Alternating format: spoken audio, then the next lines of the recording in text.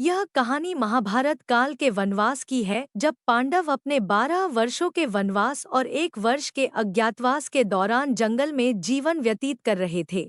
इस दौरान उनके पास साधन सीमित थे, लेकिन वे अपनी कठिनाइयों का सामना धैर्यपूर्वक कर रहे थे। द्रौपदी, पांडवों की पत्नी, भी उनके साथ इस कठिन जीवन में सहभागी बनी हुई थी। पांडव वनवास में जीवन यापन करते हुए अपनी साधना, संयम और तपस्या में लगे रहते थे।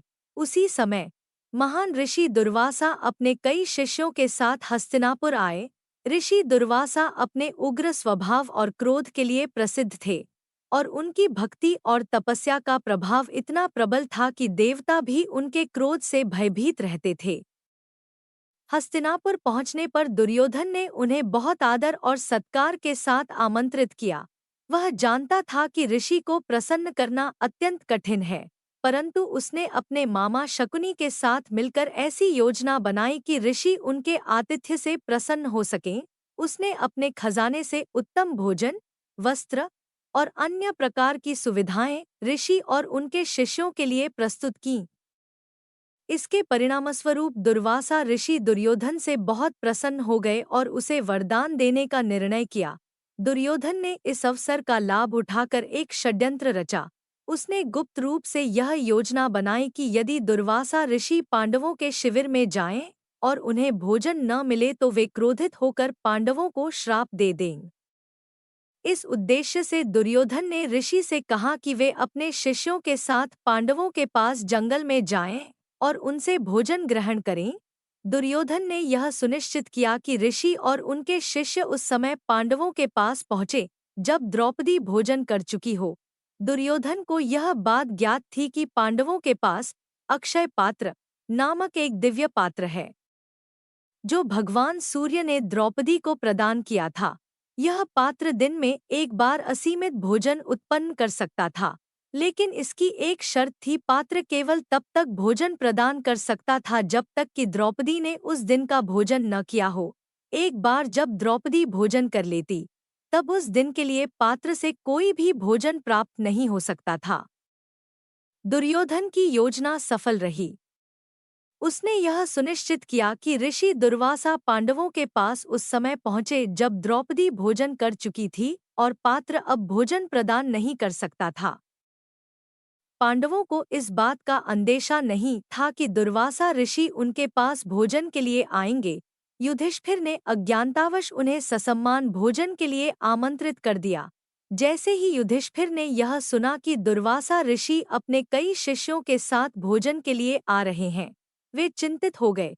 उन्हें पता था कि यदि ऋषि और उनके शिष्यों को भोजन नहीं मिला तो वे क्रोधित होकर श्राप दे सकते हैं, और उनकी तपस्या का प्रभाव इतना प्रबल था कि यह श्राप बहुत भयंकर हो सकता था।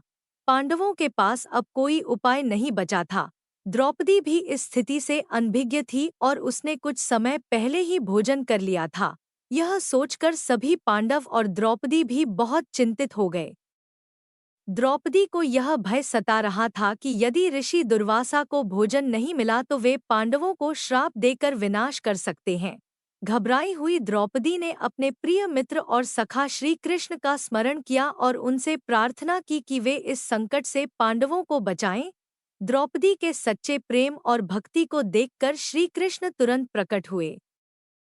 द्रौपदी को अपनी आंखों के सामने श्री कृष्ण को देखकर असीम शांति का अनुभव हुआ और उसने उन्हें सारा वृतांत सुनाया। उसने श्री कृष्ण से विनती की कि वे उसे इस संकट से बाहर निकालने का उपाय बताएं। श्री कृष्ण ने मुस्कुराते हुए कहा, पहले मुझे कुछ खाने को दो, मुझे बहुत भूख लगी है। द्रौपदी ने लज्जा के साथ कहा, हे गोविंद, मैं स्वयं अभी भोजन कर चुकी हूँ और अब अक्षय पात्र में कुछ भी नहीं बचा है। श्री कृष्ण ने यह सुनकर कहा, अरे, तुम बस मुझे पात्र दिखाओ। द्रौपदी ने पात्र लाकर उनके सामने रख दिया।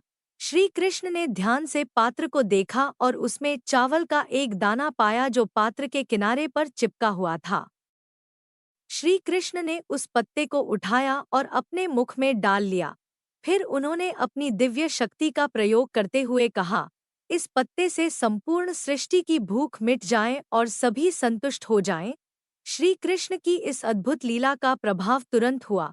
उसी समय गंगा तट पर स्नान कर रहे दुर्वासा ऋषि और उनके सभी शिष्यों को अचानक ऐसा अनुभव हुआ जैसे उनका पेट पूरी तरह से भर गया हो। उन्हें ऐसा लगा जैसे उन्होंने अभी अभी भारी भोजन किया हो और उनकी भूख पूरी तरह शांत हो गई हो।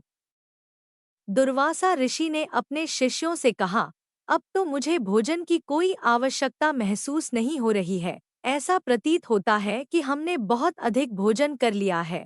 सभी शिष्य भी आश्चर्यचकित थे, लेकिन किसी ने इसका कारण नहीं पूछा और सभी ने एक दूसरे की ओर देखा। ऋषि और उनके शिष्यों को ऐसा प्रतीत हो रहा था कि उनका पेट इतनी तरह के पकवानों से भर गया है कि अब और भोजन की गुंजाइश नहीं रही। यह स्थिति देखकर दुर्वासा ऋषि ने अपने शिष्यों से कहा, अब भोजन करने की कोई आवश्यकता नहीं है। हम बिना भोजन किए ही वापस लौट जाते हैं। इस प्रकार दुर्वासा ऋषि और उनके शिष्य बिना पांडवों से मिले ही चुपचाप गंगा तट से लौट गए। सहदेव जब ऋषि को बुलाने के लिए गंगा तट पर पहुंचे तो उन्होंने देखा कि वहां कोई नहीं है। यह देखकर सहदेव ने वापस लौटकर युधिष्ठिर और अन्य पांडवों को यह समाचार दिया कि दुर्वासा ऋषि और उनके शिष्य गंगा तट से बिना भोजन किए ही लौट गए हैं। यह सुनकर युधिष्ठिर, द्रौपदी और सभी पांडवों ने राहत की सांस ली और श्री कृष्ण के प्रति अपनी कृतज्ञता व्यक्त की। श्री कृष्ण की इस लीला ने पांडवों को एक भारी संकट से बचा लिया और उन्हें ऋषि के क्रोध से मुक्त कर दिया। श्री कृष्ण ने एक साधारण से चावल के दाने के माध्यम से पूरी सृष्टि की भूख मिटा दी और पांडवों की एक गंभीर समस्या को हल कर दिया।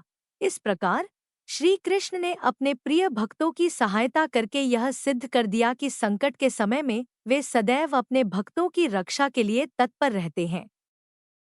कृपया वीडियो को लाइक, सब्सक्राइब और शेयर करना न भूलें।